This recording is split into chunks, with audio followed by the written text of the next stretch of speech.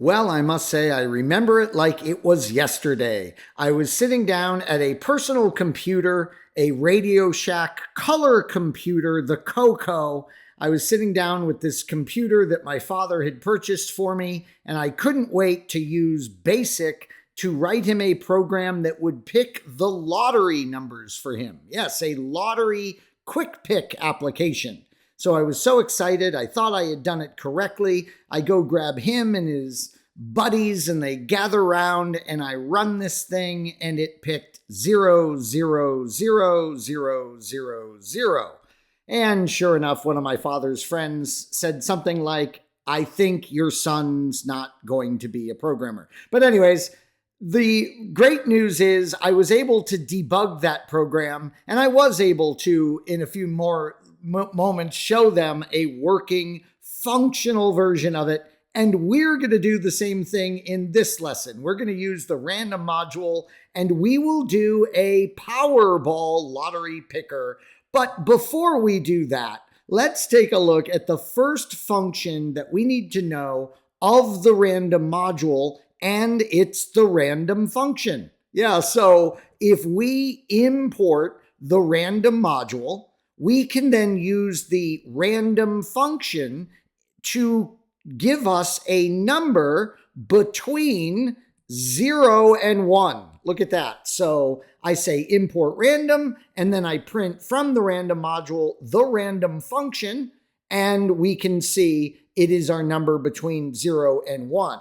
If I go ahead and run that print command again, what do you think is going to happen? Yeah, sure. We're going to get a different randomized number between that 0 and 1 value.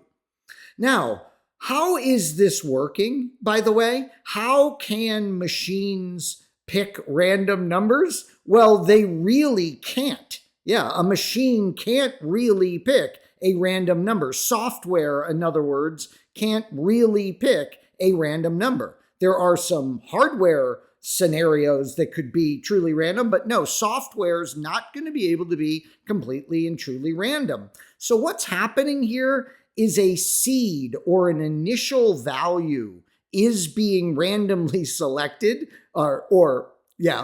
haphazardly selected from the current date and time. And this seed value is run against an algorithm that approximates randomness. Okay, so yeah, pretty interesting. And that leads us to our next function. It's the seed function. Look at this. So I go in and I import the random module again, and now I say random seed 10. So I am setting the initial seed value. It will then our little script gives us two random integers from the values of 1 to 100. And then notice what we do. We set the seed to 10 again, and we rerun those print commands. And what we'll see is we get the exact numbers again. So here's the results off to the right. Look at that. So it randomly gives us 74. It randomly gives us the integer of 5. But then when we indicate the seed will be 10 again, and we run these commands again, sure, because of that initial seed value and an algorithm being performed, it's going to be the 74 and the 5 again. Once again, I want to back up and make sure you understand that when we did the random command without setting the seed, it was able to get a seed, pulling it from date and time. Yeah, so that's how that worked. And now here you can see we are manipulating what that seed value is with the seed function. All right, well, we have one more command that we are going to look at, one more function that we're going to look at here. And then, as promised, we will create our Powerball quick picker. But let's look at the choice function. Once again, we're going to import the random module, and this time we set up a variable called colors, and notice it's consisting of the list of red, blue, and green.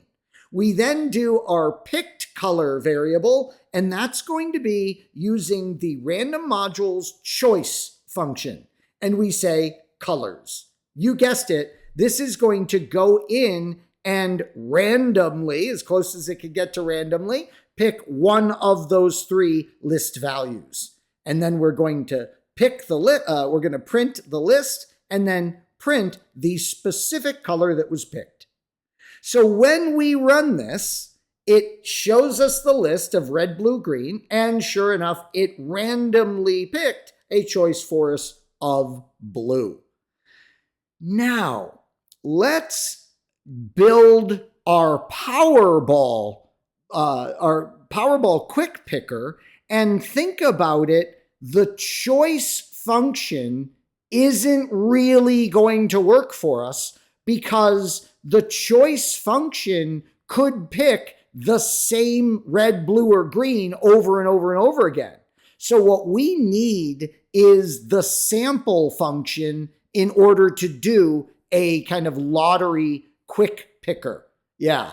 And look at this. Here is an example. We use the sample to give us the, what is it? Five white balls from the Powerball. So notice I import random, I do my white balls variable, and I say, let's sample from 1 to 69, and we're going to do that 5 times.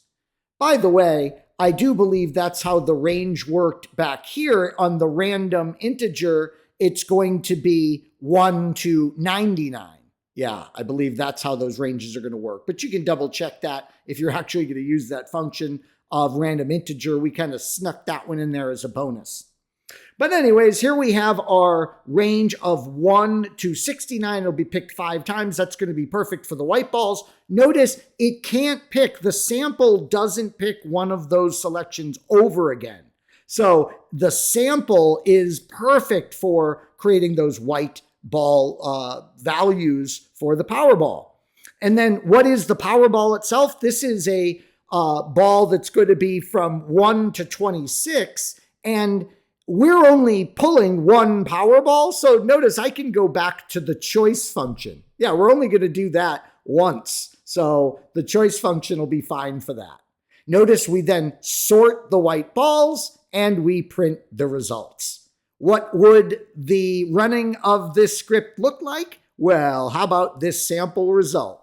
Yeah, your Powerball numbers are, it does the white balls, it gets 12, 20, 24, 32, and 66.